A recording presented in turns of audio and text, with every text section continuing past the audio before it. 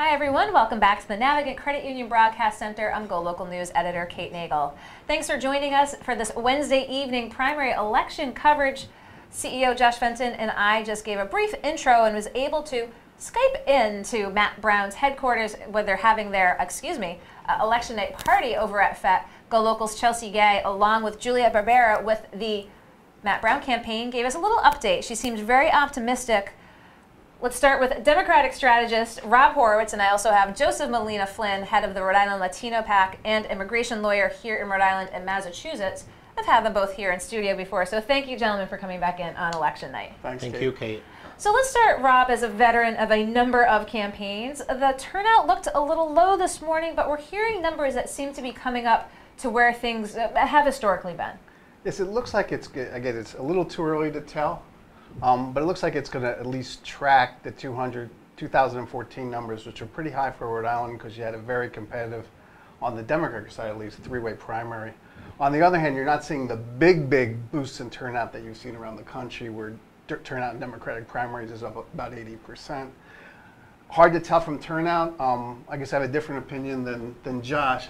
I would say that Matt Brown needs high turnout. He needs new voters. So if turnout's about usual, I think it's still a very competitive race, but if you're Gina Raimondo, you kind of like that. So if you're a betting guy, what have you been telling folks your thoughts on perhaps a percentage breakdown? Percentage breakdown? Now, if I could really predict a percentage breakdown, I wouldn't be here. I'd be at my bookies, Kate, making a lot of money. But I would say that Gina Raimondo would not have spent I would estimate about $1 million in negative television and a negative direct mailing a day if the race wasn't relatively close. On the other hand, she's also building an insurance policy because we've seen races around the country with incumbents up by significant margins losing. Primaries are different than general elections because there's no party queues. So general election, you have a limited number of swing voters, and so they tend to be more stable. Primaries, since there's no queues, they can move very rapidly one way or the other. I think if you'd handicap it, you'd have to say that Gina Raimondo is the favorite. I think it's going to be relatively close. So relatively close. Let's tack to Joseph here. The Rhode Island Latino PAC did endorse Governor Gina Raimondo, and you penned a Mindsetter piece about are Latinos ready to embrace progressive candidates. Now, are you surprised of the ability of Matt Brown to sort of gain the type of momentum, whether or not it correlates into the votes that got the traction and got the interest of Governor Raimondo's campaign to have to, again, put those dollars, go on the attack against it? Were you surprised? I wasn't surprised. I think in this day and age, you would be a fool if you didn't take elections seriously. In the state of Rhode Island, a few votes can swing an election. I mean, not usually at the governor's race level, but votes do make a difference. And I know from some of the work I did on the ground today that Matt Brown was out there giving rides to people to the polls along with several people on his campaign. And that could make a difference. And so I'm happy that there's choices, but I do think ultimately Governor Raimondo will be victorious. So talk with us a little bit, Joseph. Earlier in the day, and as we acknowledged earlier, that the voter turnout looked particularly low, and as we said, it looked like a little bit of an upswing towards the evening. What have you heard since we talked last? So I have heard that obviously the voter turnout got a little bit higher toward the end of the day. The rain was definitely a deterrent through most of the day. And I think once the rain calmed down, people felt like they could come out and stand in the voting lines. And so I'm glad to see that the numbers are up because a low voter turnout would have made this very, very unpredictable. But now I'm kind of excited to see what comes out of the night. We're all excited. It's right 8 o'clock right now. We've got the clock in front of us here. We'll start getting some results, hopefully in short order, from the Board of Elections. But Rob, question for you as I keep going back to being veterans of campaigns. Depending on the outcome on the Democratic side tonight with Governor Raimondo, if she should emerge, and it is a close race against Matt Brown, and of course Spencer Dickinson, sort of an X factor there. There was some dollars put to his campaign sort of at the last moment too, perhaps in an effort to ensure a certain victory. But if it's a close race, and if either one emerges, how does that bode for the general election then if there's not an overwhelming mandate on the Democratic side? I don't think that whether there's an overwhelming mandate matters. I think if you win by one vote or you win by 50,000 votes, you're still the Democratic nominee. Now, the issue that does occur and I've been in a couple of these movies, unfortunately, because it's a September primary. In New Jersey, other states, they do it in the spring. When it's a hard-fought race, there's always hurt feelings or tough feelings. So putting it back together quickly and getting everybody unified is not an easy task with a November election. So that, I think, would be more my concern than whatever the margin is tonight.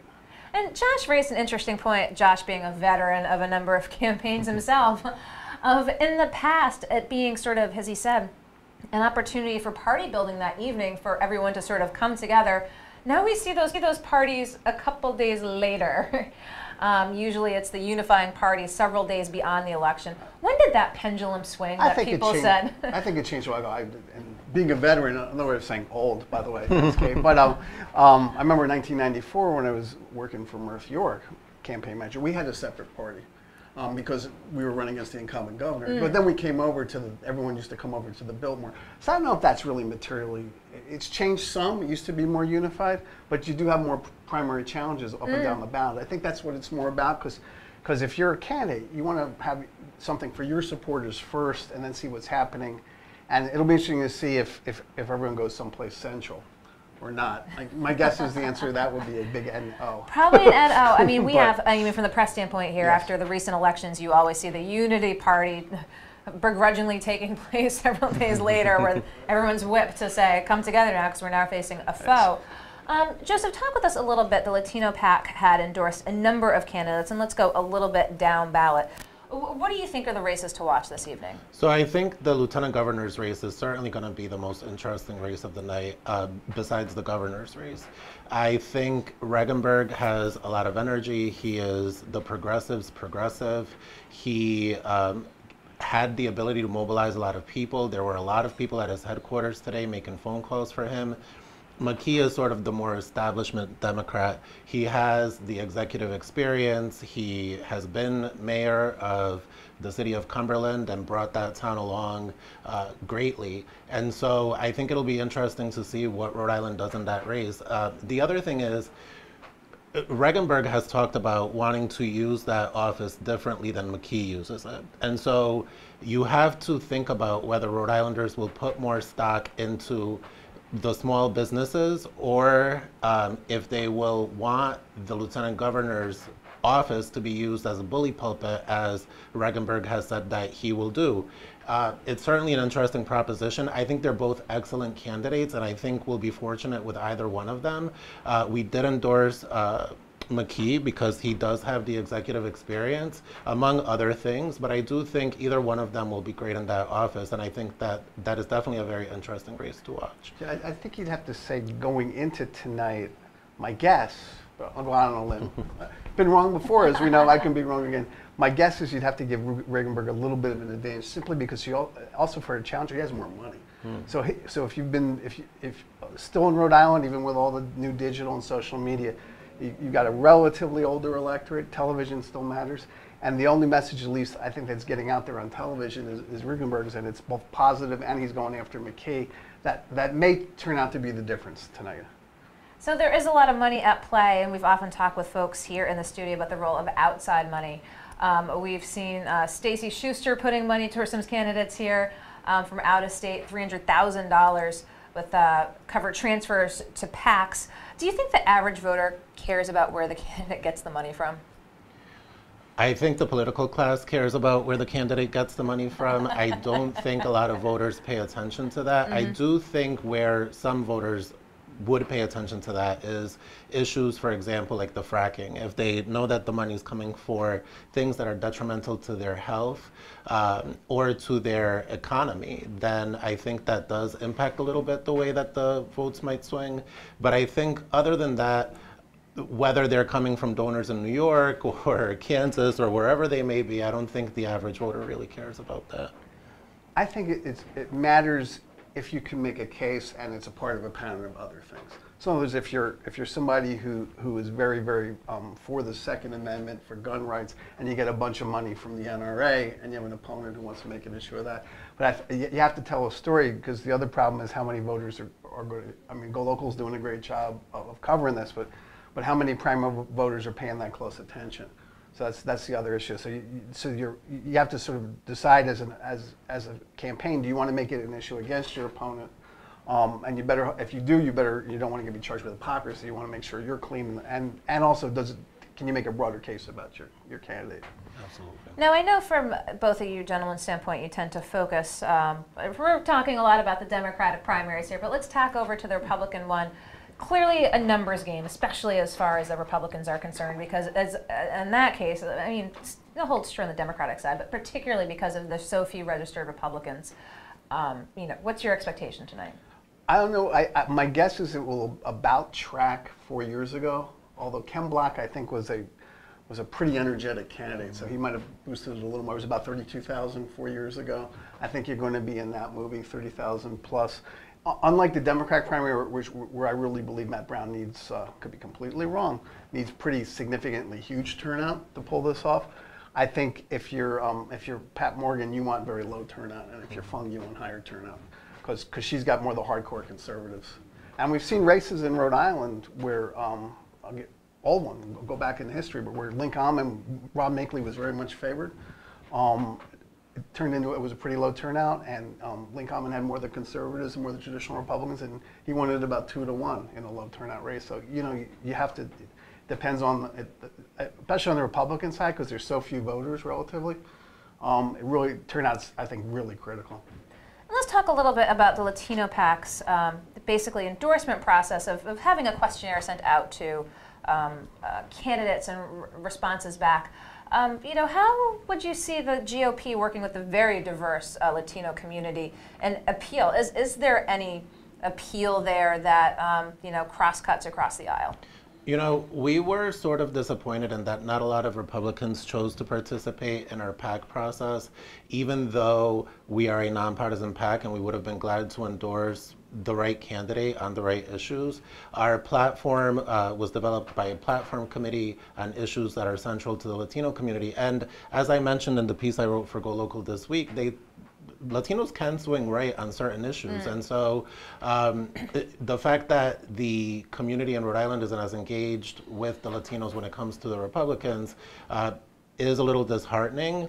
But I think there are some votes out there for them to get. And if they're smart, when it comes time for the general, they'll go after those votes too, because Latinos are not homogenous. They don't always vote Democratic. They don't always vote on the immigration issue. And so you really, it's 15% of the voters are Latino. And so I think everybody would be smart to court the Latino vote, because they can swing an election if the need arises. Now, you took a particular affront with Mayor Alan Fung's immigration position and came out quite strongly on it. Of course, I'm an immigration lawyer, and that's my bread and butter, and I'm an immigrant myself. I was undocumented previously. And so for Mayor Fung to say that he's going to use his office, if he shall win, to deputize the police, the state police, to carry out immigration policy, not only do I feel that's contrary to constitutional law, but that's also imperiling the lives of my clients, and I can place myself where they are now because I was once there. And so I take that very personally, and I wish that Mayor Fung, coming from an immigrant background himself, would take a little bit of a deeper dive into the humanity of the situation and not just make statements because they align with President Trump's statements. Any thoughts here, as we know primaries generally shift to the fringe of the party, that there be any potential for him to swing back towards the center if he emerges from the primary on a position that you'd be more amenable to? I think if he does, he'll get called out for pandering during the primary. I think if Governor Raimondo emerges tonight, she's very good at doing that. And so I don't think that that's a game that Alan Fung would want to play. I think he needs to stick to his position. And I think that will turn out some voters that he's courting. I just think it alienates a lot of the more Republicans that are more to the center. He must have been somewhat concerned about the primary, because that's not just speaking, and I agree with you substantively, speaking strictly politically, it's not a good general election position. I wouldn't be surprised, having watched Alan Fung over the years, to watch him soften it a bit. I agree he won't go completely, but to watch him soften it a bit, because he's going to have to move. He doesn't have to move much, because he's basically been in, I think, the witness protection program for the primary, best I could tell, but which may or may not be smart. I'm not sure it is. But for the general election, I think you'll see a move. I mean, the other thing I just wanted to put on the table is I think I wouldn't be surprised tonight, looking at what's going on in the country with women winning a lot of seats, insurgent women, to see some switches in the General Assembly and some incumbents go down. And I don't have a specific prediction about you don't have the sheet in front of you. which one, but I think you could probably count on a few, just given what's going on in the country. Moira Walsh's seat, as one implied, that to look at potentially. Yeah, and my guess is she'll prevail. But yeah. but I think there's some challenges against incumbents in the legislature, that given how them primaries are playing out around the country, given the anti-Trump fervor, given this sort of at least preference for women, general, all things being equal, I think we'll see a few. I don't know if you even call them upstates, but a few incumbents go down there. Well, now we're getting 10 past 8. We're all chomping at the bit to see when returns start coming in from the Board of Elections. Any final thoughts before we welcome our next guest into the studio? So I'm just very excited to see what comes out of tonight. I think no matter what, on the Democratic side of things, people do need to come together after the election, because the risk is too high for the general, particularly if Mayor Fung emerges victorious. So I do think that Matt Brown supporters would be well served to come to Gina Raimondo's side if she wins, and vice versa. I think we need unity in the Democratic Party in Rhode Island. We don't need a faction Democratic Party. It's not that big of a state for there to be two significant factions, and so I just hope that people will take that to heart. I think it's great that we've got a few really competitive races that are interesting tonight. And I think, we can look forward to what promises to be in the governor's race, no matter who emerges here, a fairly competitive general election. And you can't count, I think he probably doesn't win, but there's going to be a guy who's watching tonight and probably enjoying it. He's got the popcorn. I don't know if he's on his boat. Is he on the boat? He might be on the boat. It's kind of a warm day today. Maybe having whatever that cocktail is named after him. But Joe Trillo, who's going to have Joe on the Rocks, who's going to have something to say about what occurs here as well. Well, we're going to keep tabs on that moving forward, but of course, we're keeping an eye on the election results coming in this evening. So I want to thank Rob Horowitz for coming in, and of course, Kate. Joseph Molina Flynn as well, here into the Navigant Credit Union Broadcast Center. We're going to be back with more guests.